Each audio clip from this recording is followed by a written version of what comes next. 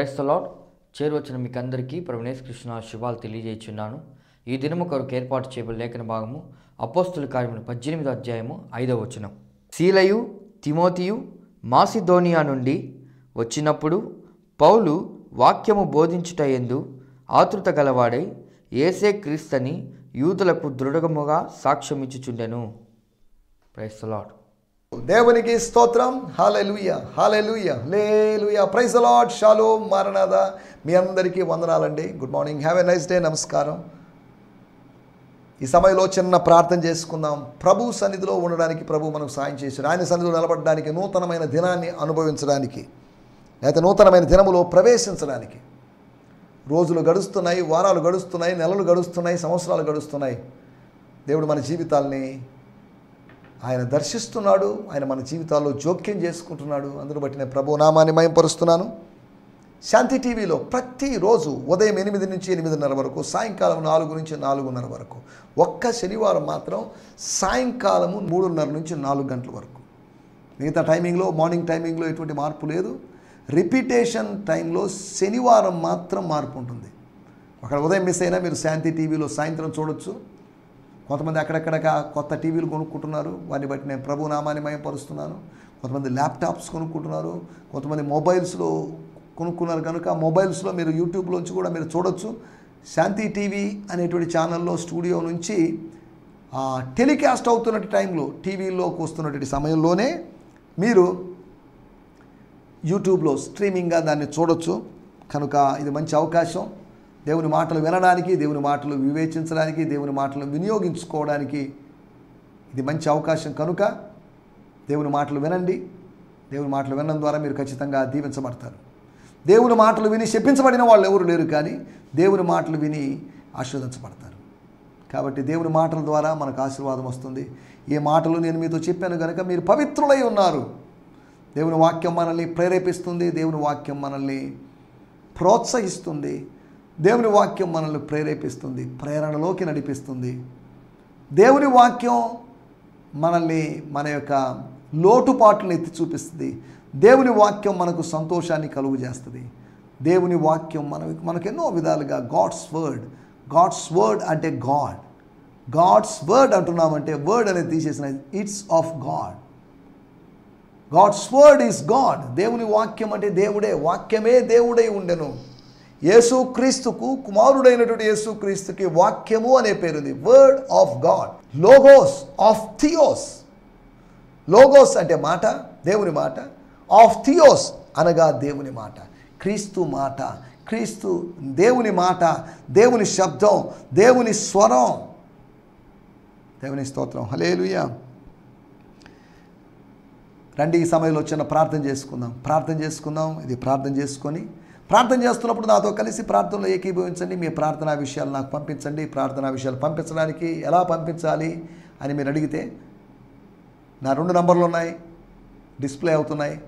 ఆ 2 నంబర్లు మీరు కాంటాక్ట్ చేయొచ్చు. ఫేస్బుక్లో కాంటాక్ట్ చేయొచ్చు, వాట్సాప్లో కాంటాక్ట్ చేయొచ్చు, ఈమెయిల్ ద్వారా నన్ను కాంటాక్ట్ చేయొచ్చు. gfihmi2015@gmail.com. GFI అంటే గిడియోన్ ఫెలోషిప్ ఇంటర్నేషనల్, HMI అంటే హీ మస్ట్ ఇంక్రీజ్ అనేటువంటి ఛానల్ ద్వారా, లేకపోతే ఈ వేరు విధానాల్లో మీరు నన్ను కాంటాక్ట్ చేయొచ్చు. నేను మీ సహోదరుని.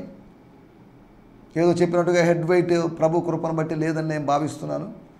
ఒకవేళ ఈగో ఉందేమో కానీ సూపర్ ఈగో అంటూ ఏమీ లేదు. కొంతమందిలో సూపర్ ఈగో ఉంది. ప్రభు కృపను బట్టి ఆ సూపర్ ఈగోలు మాలో సేవకుల్లో తగ్గిపోవాలని, గర్వాంధులు కాక అణిగిమణిగి ఉండాలని మా కొరకు ప్రార్థన చేయండి. టీవీ ప్రసంగులు అనబడిన వాళ్ళు మరింత ఎక్కువగా అతిశయిస్తున్నారేమో ఈ దినాల్లో అనిపిస్తుంది నాకు. టీవీల ద్వారా లేకపోతే యూట్యూబుల ద్వారా పాపులర్ అవుతున్న వాళ్ళు ఉన్నారు. సరే, ఏదేమన్నప్పటికీ ఈ కార్యక్రమం మీది మీ ఫ్యామిలీ ప్రోగ్రామ్ కనుక దీని కొరకు మీరు ప్రార్థించండి, దీనికి సహకరించండి. ఈ సమయంలో చిన్న ప్రార్థన చేసుకుందాం. ప్రార్థన చేసుకుని కార్యక్రమం ముందుకు సాగుదాం.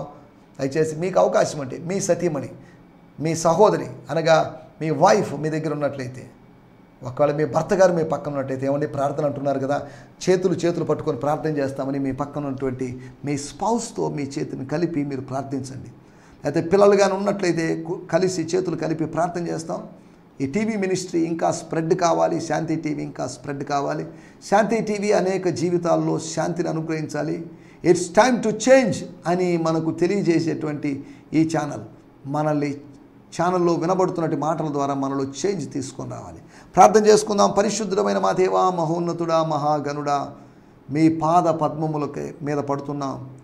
అలనాడు ఒక స్త్రీ నాయనా మీ పాదములు ముద్దు పెట్టినట్టుగా, తన కన్నీటితో మీ పాదములు కడిగినట్లుగా, తన తల వెంట్రుకలతో మీ పాదములు తుడిచినట్లుగా తండ్రి మీకు వందనం చేస్తున్నాం.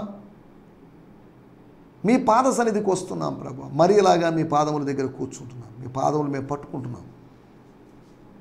అపరంజిని పోలినట్టు పాదములను బట్టి మీకు వందనము చెల్లిస్తున్నాం. ఆ గాయపడినటువంటి హస్తములు మాత్రమే కాకుండా ఆ గాయపడిన పాదాలని మేము ఆ పాద పద్మముల మీద పడుతున్నాం, ప్రాధేయపడుతున్నాం, ప్రార్థిస్తున్నాం ప్రభువా. తండ్రి మీకు వందనాలు చేస్తున్నాం. ఈ సమయంలో మాలో కొంతమంది అనారోగ్యంతో బలహీనతలతో ఉన్నారు. వారి కొరకు ప్రార్థన చేస్తున్నాం. యేసు నామములో ప్రభువా వారి ప్రతి బలహీనత నుంచి మీరు విడిపించండి. విదేశీ ప్రయత్నాల్లో ఉన్నటువంటి కొంతమంది యవన బిడ్డలు ఉన్నారు. వారి కొరకు ప్రార్థన చేస్తున్నాం. వారి కొరకు ద్వారాలు మీరు తెరవండి ప్రభువా. వారి జీవితాల్లో మీ కార్యం జరిగించి వారు విదేశాలకు వెళ్ళాలని వారు ఆశిస్తున్నట్టుగా వెళ్ళి మంచి ప్రదేశంలో వెళ్ళి అక్కడ సెటిల్ అయ్యి మీ నామాన్ని మయంపరుస్తూ అన్యుల దేశంలోనూ లేకపోతే విదేశాల్లో కూడా వారు విశ్వాసం ఏమాత్రం విడిచిపెట్టకుండా వారు ముందుకు సాగుతూ సాయం చేయమని అడుగుతున్నాం. తండ్రి మీకు వందనాలు చెల్లిస్తున్నాం. అయ్యా యేసయ్యా మీకు వందనాలు చేస్తున్నాం. మా పట్టణాల కొరకు, మా నగరాల కొరకు, మా గ్రామాల కొరకు ప్రార్థన చేస్తున్నాం. మా దైవజనులందరి కొరకు ప్రార్థన చేస్తున్నాం. మా రాజకీయ నాయకులు, ప్రధానమంత్రి, రాష్ట్రపతి, ఉపరాష్ట్రపతి, కలెక్టర్లు, మేయర్లు, ఎంపీలు, ఎమ్మెల్యేలు, ముఖ్యమంత్రులు వీరందరి కొరకు ప్రార్థన చేస్తున్నాం. ప్రభా మీకు వందనాలు చేస్తున్నాం. ఈ రాజకీయ నాయకులు అనబడిన వాళ్ళ కొరకు ప్రార్థించమని చెప్పారు. వాళ్ళ దగ్గర నుంచి మేము పైసల కోసం మా చేతులు చాపడం లేదు. ప్రభువా మా పోషకుడివి, మాకు అనుగ్రహించేవాడివి, మా యజమానుడా, మా కనులు నీ వైపు మాత్రమే చూస్తున్నాయి కనుక ప్రభువా రాజకీయ నాయకుల వైపు చూస్తున్నట్టు అనేక మంది సేవకులు ఎలక్షన్ టైంలో వారి వైపు చూస్తున్నారు. వారిని మీరు క్షమించండి. విశ్వాస నేత్రములు, మనోనేత్రములు మోయబడి అలా చూస్తుండగా వారిని మీరు క్షమించమని కోరుకుంటున్నాం. మా సహాయము నీవే. కొండల తట్టు చూస్తున్నారు చాలామంది. రాజకీయ నాయకులనే కొండల వైపు చూస్తున్నారు. ప్రభువా రాజువైన నీ వైపు మేము చూస్తున్నాం. ఆకాశపు వాకెళ్ళి విప్పి పట్టజాలని విస్తారమైన దీవెనలు అనుగ్రహించగలిగిన దేవుడువైన నీకు వందనాలు చెల్లిస్తున్నాం. యెహోవా ఈరేవైనందుకు మీకు వందనం చేస్తున్నాం. ఈ సమయంలో ప్రభువా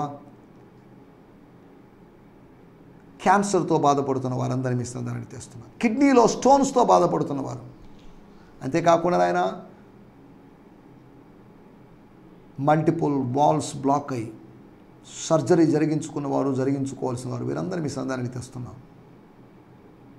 తండ్రి మా దేహాలు ఎంతో బలహీనమైనవని మేము దినాల్లో మేము జ్ఞాపకం చేసుకుంటున్నాం. ఇట్టి మరణమునకు లోనుగు శరీరం అని పౌలు గారు చెప్పినట్టుగా మరణానికి లోనవుతున్నాయి మా శరీరాలు, వ్యాధిన బారిన పడుతున్నాయి మా శరీరాలు. కనుక ఈ సమయంలో ఈ దీన శరీరాలను మీ మహిమ శరీరమునకు సమరూపము గల శరీరాలుగా మార్చడానికి నువ్వు సమర్థుడివి కనుక ఈ సమయంలో ప్రార్థిస్తున్నాం. తండ్రి మీకు వందనాలు. యేసయ్యా మీకు వందనాలు చేస్తూ వాక్యం ద్వారా మీరు మాతో మాట్లాడండి. మీ వాక్యము మీరు మాతో మాట్లాడుతుండగా మా హృదయాల్లో మంటను మేము గుర్తించగలటూ సాయం చేయండి.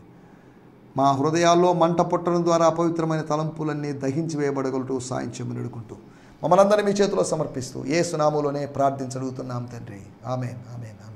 దేవుని స్తోత్రం. మీ అందరికీ ప్రత్యేకమైన వందనాలండి. ఈ సమయంలో దేవుని వాక్యాన్ని ధ్యానించుకుందాం. నిన్న పరిచర్య అంటే ఏంటి? What is ministry? పరిచర్య అంటే పోగు చేసుకోవడం అనుకుంటున్నారు. పరిచర్య అంటే పోగొట్టుకోవడం కూడా. పరిచర్య అంటే పొందుకోవడమే అనుకుంటున్నారు. పరిచర్య అంటే పోగొట్టుకోవడం అని కూడా అర్థం చేసుకోవాలి. పరిచర్యను గురించి 6 విషయాలు మనం ఆలోచించాం. పరిచర్యలో ఉన్నవారు ఉన్నారు, పరిచారకులుగా ఉన్నవారు, యాజకులుగా ఉన్నవారు ఉన్నారు. యాజకులుగా ఉన్నవారు ఈ దినాల్లో యాచకులుగా మారిపోయారు. అది వేరే విషయం, వాటిలోకి వెళ్ళలేదు. నిన్న మనం ఆలోచించిన విషయాలు పరిచర్యను గురించి. పౌలు ఏం చేశాడు? 1 తర్కించాడు. స్టోయిక్స్తో లేకపోతే ఎపిక్యూరియన్స్తో మాట్లాడి, లేకపోతే తెలివితేటలు కలిగినటువంటి మేధో సంపద కలిగినటువంటి యూదులతో మాట్లాడి, అన్ని జనులతో కాదు యూదులతో మాట్లాడి జ్ఞానమును వెతికేటువంటి గ్రీసు దేశస్తులతో మాట్లాడి జ్ఞానుల మధ్యలో బోధించినట్టుగా బోధిస్తున్నానని చెప్పాడు పౌలు గారు. ఇలా బోధించి అతి విద్య వలన వెర్రి పట్టినది అని ముద్ర వేయించుకోబడినట్టు పౌలు గారు ఆయన చెప్తున్నట్టు మాటలు, ఆయన చేసిన పనులు ఆయన తర్కించాడు. తర్కములో ఆయన అన్నిసార్లు గెలిచాడని అన్నిసార్లు ఓడిపోయాడని కాదు, కానీ ఏదో ఆయన కన్విన్స్ చేశాడు, కన్విన్స్ చేయగలిగాడు, కన్వే చేయగలిగాడు. దేవుని స్తోత్రం. రెండోదిగా మనం ఆలోచించాం, ఆయన ఒప్పించాడని. అకులా ప్రిస్కిలా అనబడిన వాళ్ళని సత్యాన్ని చెప్పడం ద్వారా వాళ్ళని ఒప్పించాడని, అంతేకాకుండా సాక్ష్యం ఇచ్చాడని. తన గురించి తన రక్షణ సాక్ష్యం చెప్పాడని కాదు, సాక్ష్యం ఇచ్చాడని. అంతేకాకుండా మనం ఆలోచించిన విషయం, ఆయన ప్రేరేపించాడని, ఆయన బోధించాడని. అంతేకాకుండా ఆయన అనుభవంలోకి నడిపించాడని. అనగా ప్రశ్నించాడు, హలో మీరు పరిశుద్ధాత్మను పొందారా అని.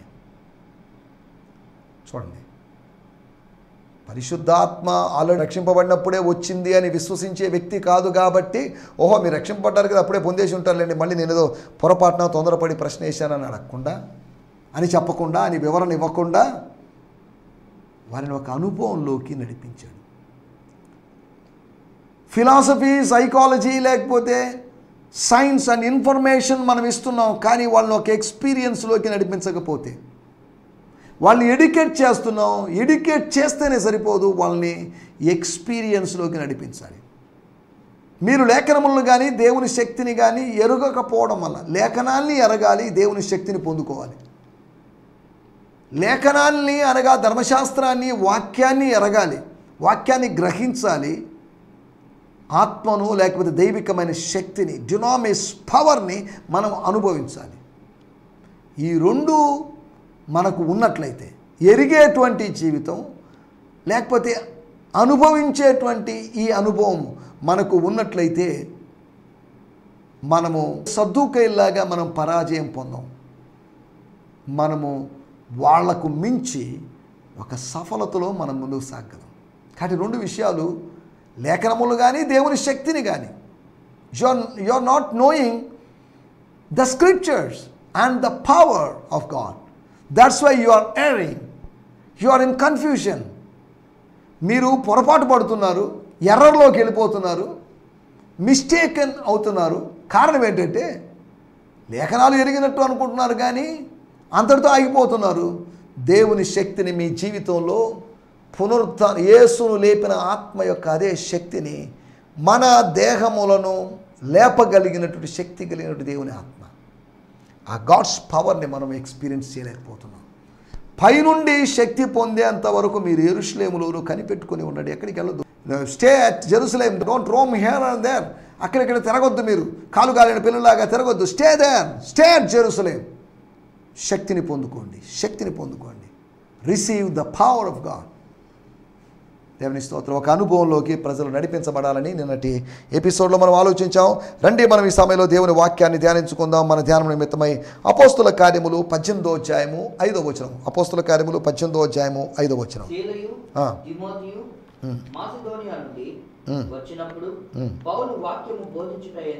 పౌలు వాక్యము బోధించుటయందు ఆతురత కలవాడై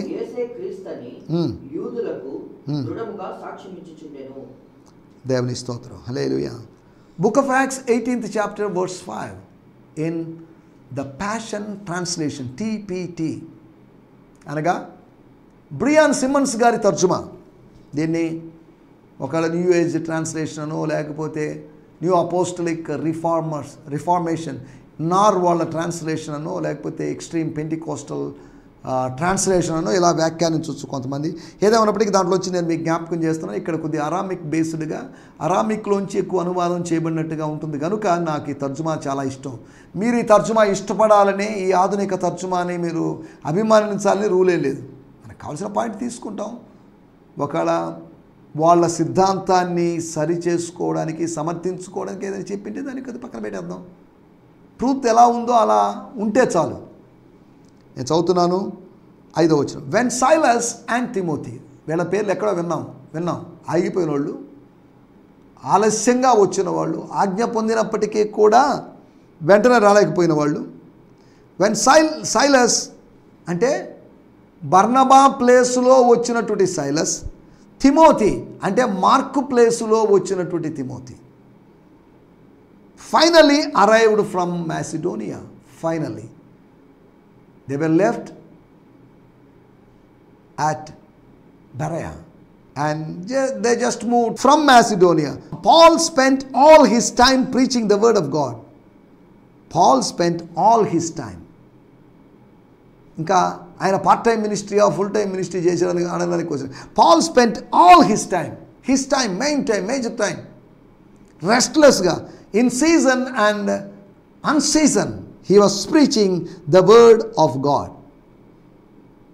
ఫుట్ నోట్లో రాయబడింది అరామిక్లో ద మేనిఫెస్టేషన్ ఆఫ్ గాడ్. అంటే he spent all his time preaching the manifestation of God. దేవుని స్తోత్రం, హల్లెలూయా.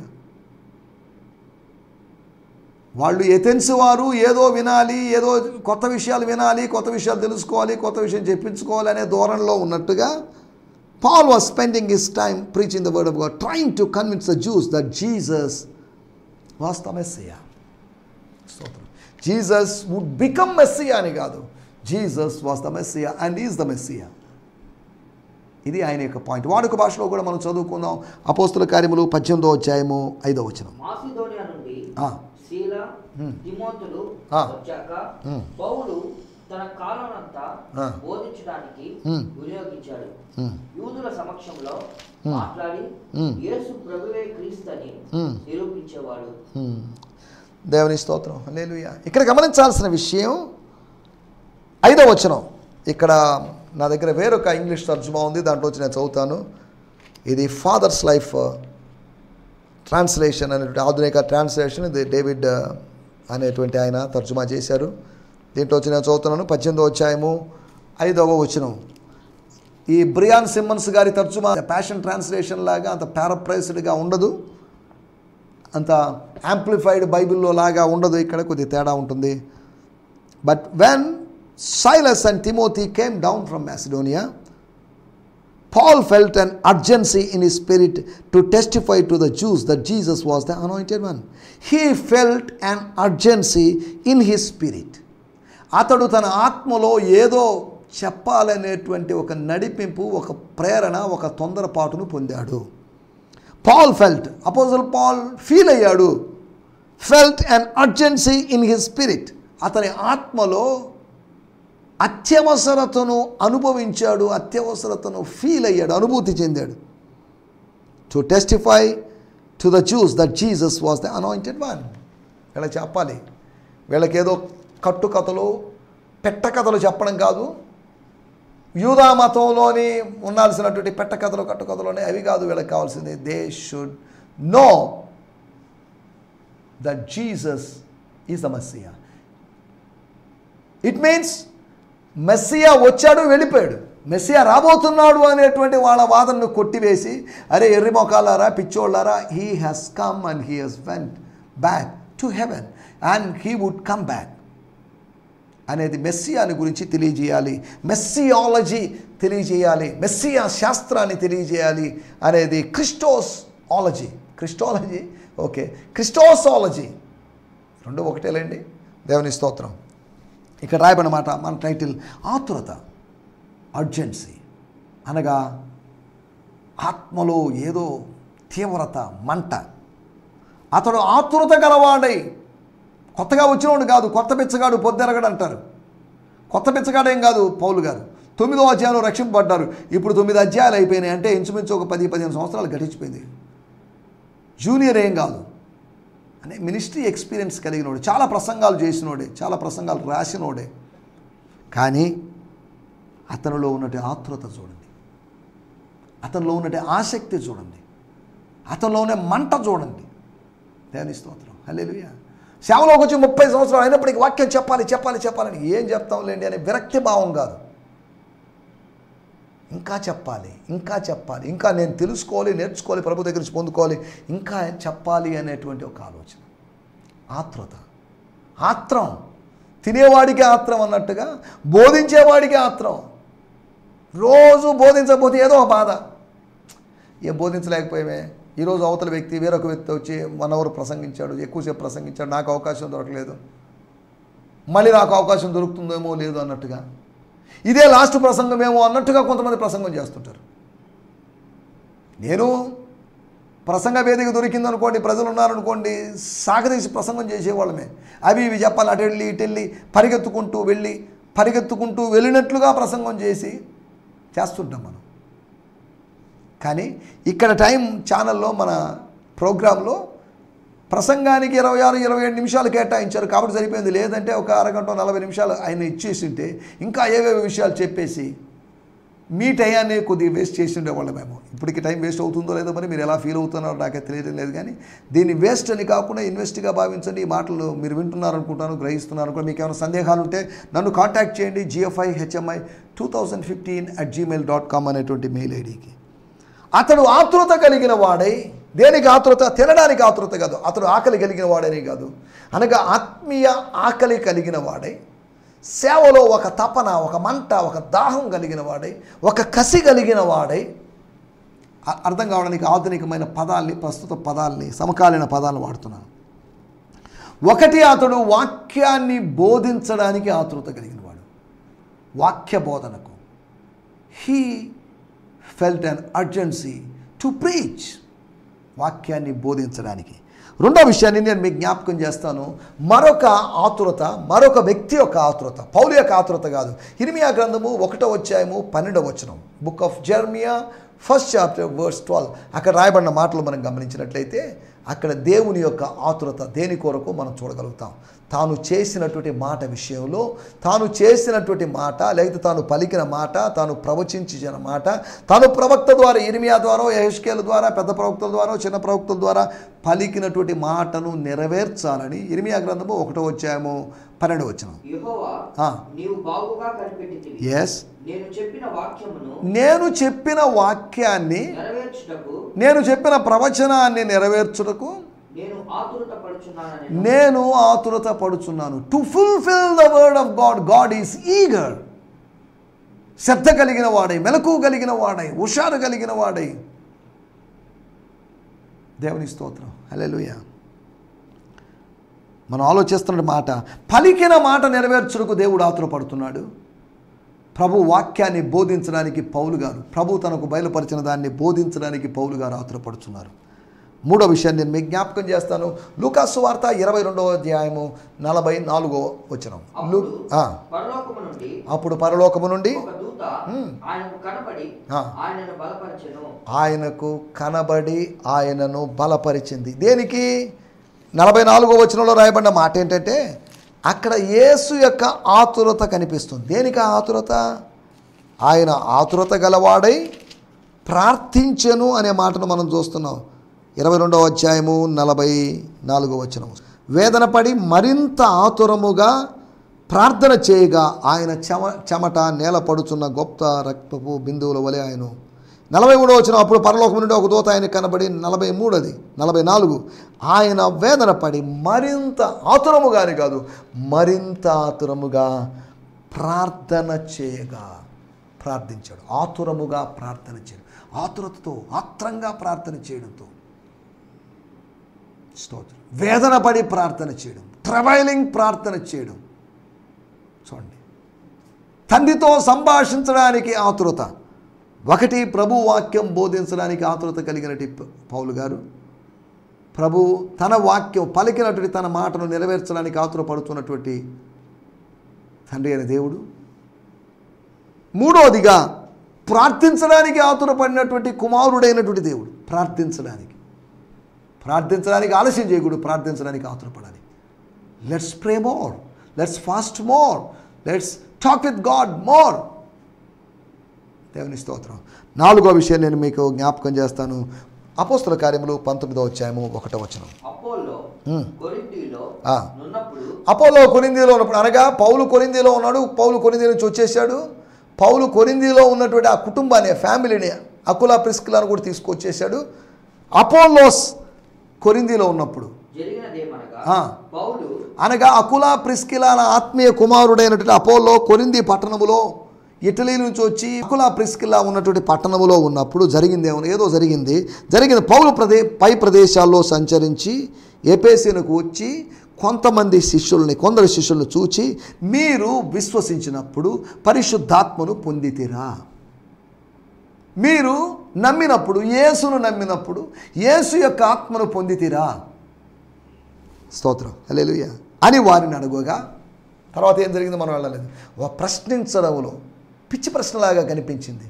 ఏంటి పాస్టర్ గారిలో అడుగుతున్నాడు, వాడు గణపగణంగా ప్రైజ్ లాడండి, వందనాలండి, షాలోమ్ అండి, మారనాథ అండి అని వాళ్ళని విష్ చేశాడో లేదో మరి తెలియదు. వారిని చూచి వాళ్ళని చూడంగానే అనిపించుండొచ్చు, వీళ్ళకి ఆత్మ లేని వాళ్ళుగా ఉన్నారు, ఆత్మ లేని ఆత్మీయుల్లాగా, ఆత్మ లేని క్రైస్తవులుగా, పరిశుద్ధాత్మ లేని పరిశుద్ధులని అనుకున్నాడు. ఏందో మరి. హలో బాబు, ఓ ప్రశ్న అడుగుతున్నాను, are you fill with holy spirit? ఈ రోజుల్లో ఎంతమంది పాస్టర్లు విశ్వాసుల్ని ఈ ప్రశ్న అడగగలరు? ఒక విశ్వాసి మరొక విశ్వాసిని ఎప్పుడైనా ఈ ప్రశ్న అడిగి ఉంటారా? నా సేవా జీవితంలో కొంతమంది పెంటికోస్టల్స్ని మాత్రమే నేను ఈ ప్రశ్న అడిగాను, కానీ మిగతా వాళ్ళని అడగలేకపోయాను. కారణం ఏంటంటే మనం అనుకుంటాం పరిశుద్ధాత్మ అనుభవం ఒక డినామినేషన్కే పరిమితం అన్నట్టుగా. ఇక్కడ గమనించాల్సిన విషయం, అతడు ప్రశ్నించడంలో ఆతురత చూడండి. ప్రశ్నించిన అతను ఆ పరిశుద్ధాత్మ అనుభవంలోకి ప్రజలు నడిపించాడు. ప్రశ్నించడం సులభమే, వాళ్ళు నిజాయితీగా సమాధానం చెప్పారు. అనుకుంటున్నామండి, ఎస్ అండి అని అనలేదు. ఒకవేళ అవును అంటే ఎలా పొందిరు అని ఉండేవాడు, మళ్ళీ అదొక ఇబ్బందిగా ఉండేది. వాళ్ళు ఫ్రాంక్గా చెప్పారు, సారీ మా చర్చిలో ఇవన్నీ చెప్పరు, మా చర్చిలో వాక్యం చెప్పడం, ప్రార్థన చేసుకోవడం, ఆరాధన ఇవన్నీ ఉంటాయి, కానీ పరిశుద్ధాత్మ నింపుదల ఇవన్నీ లేవండి. అనగా మీరు యేసు చెప్పినట్లుగా పరిశుద్ధాత్మ బాప్తిసపు అనుభవంలో పొందారా, పరిశుద్ధాత్మ శక్తి చేత కప్పబడ్డారా అని ప్రశ్న అనమాట. మీరు విశ్వసించినప్పుడు పరిశుద్ధాత్మను పొందితిరా? ఫూలిష్గా కనిపించవచ్చు ప్రశ్న, కానీ ఎంత భావగర్భితమైనటువంటి ప్రశ్న చూడండి. అడగాలి, పరిశుద్ధాత్మను పొందితిరా? ఏమండి, ఈ మాటలు వింటున్న వారులారా, మీరు పరిశుద్ధాత్మను పొందారా? వేరొక తీరి చెప్పి ఆల్రెడీ మేము పొందేసామండి, ఎప్పుడు 74 లక్షలు పొందాము అప్పుడే అని కాకుండా పరిశుద్ధాత్మను పొందితిరా? వాళ్ళు చెప్పినట్టు మాట, మీరు దేన్ని బట్టి బాప్తిజం పొంది? యోహాను బాప్తిజమును బట్టి. ఏమని స్తోత్రం. నా మాటలు నేను ఇక్కడ ముగిస్తున్నాను. పౌలు ప్రశ్నించడంలో ఆతురత కలిగి ఉన్నాడు. అనగా విమర్శించాలని, తప్పు పట్టాలని కాదు, వాళ్ళని అనుభవంలో నడిపించడానికి ప్రశ్నించాడు. కాబట్టి ఇలాగా మన ఆత్మీయ జీవితంలో ఆత్మ సంబంధమైన ఆతురత కలిగి ముందుకు వెళ్ళడానికి ప్రభు మనకు సహాయం చేయనుగాక. ఆమేన్, హల్లెలూయా. ఈ సందేశము మీకు ఆశీర్వాదకరంగా ఉందని నమ్ముచున్నాము. ప్రార్థన అవసరతల కొరకు మమ్మల్ని సంప్రదించవలసిన మా చిరునామా గిద్యోన్ మిషన్ చర్చ్, 6వ వీధి, శాంతినగర్, నెల్లూరు 4, ఆంధ్రప్రదేశ్. పిన్ 524004. మా ఫోన్ నంబర్లు 7036443613, మరి ఒక నంబర్ 9392293010. మా ఈమెయిల్ ఐడి gfihmi2015@gmail.com. దేవుడు మిమ్మును ఆశీర్వదించునుగాక. ఆమేన్.